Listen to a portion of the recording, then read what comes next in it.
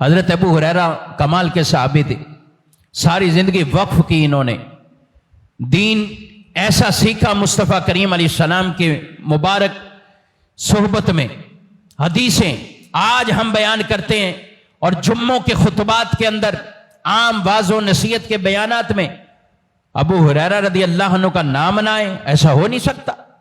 ہر دوسری حدیث میں ابو ہریرہ، کیونکہ ان کا نام ان ہستیوں میں ہے کہ جنہوں نے سب سے زیادہ رسول اللہ صلی اللہ علیہ وآلہ وسلم کی روایات کو یاد رکھا اور پھر آگے پہنچایا انہوں نے، حضرت ابو ہریرہ رضی اللہ عنہ۔ اور خود بخاری شریف میں نبی کریم علیہ السلام کی بارگاہ میں آئے، یا رسول اللہ صلی اللہ علیہ وسلم، میں بڑی باتیں آپ سے سنتا ہوں، حدیثیں سنتا ہوں۔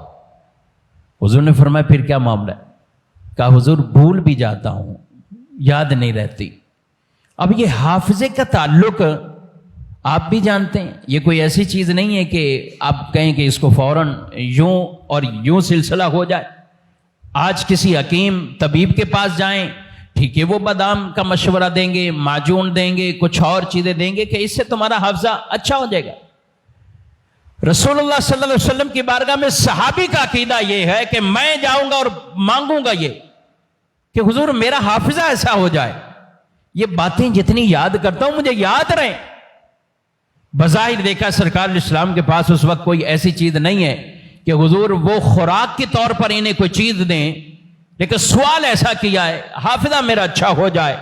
امام بخاری اس روایت کو بیان کرتے ہیں کہ اللہ اکبر، رسول مکرم صلی اللہ علیہ وآلہ وسلم نے ابو ہریرہ سے کہا کہ ابو ہریرہ اپنی چادر کھولو، چادر پھیلا دو۔ حضرت ابو ہریرہ نے اپنی چادر کو پھیلا دیا حضور کے سامنے صلی اللہ علیہ وسلم۔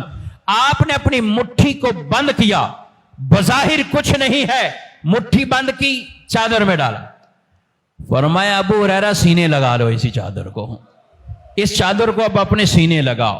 سنو صحابی کا عقیدہ، وہ کہتے ہیں جب سے چادر سینے لگی ہے اب کوئی حدیث بھولا ہی نہیں ہو میں کو۔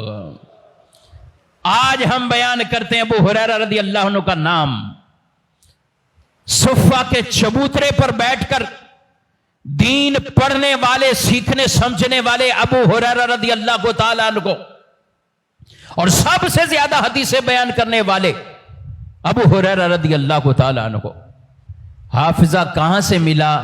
یہ بھی در مصطفیٰ سے انہیں نصیب ہوا ہے، یہ بھی حضور کے در سے ان کو ملا ہے۔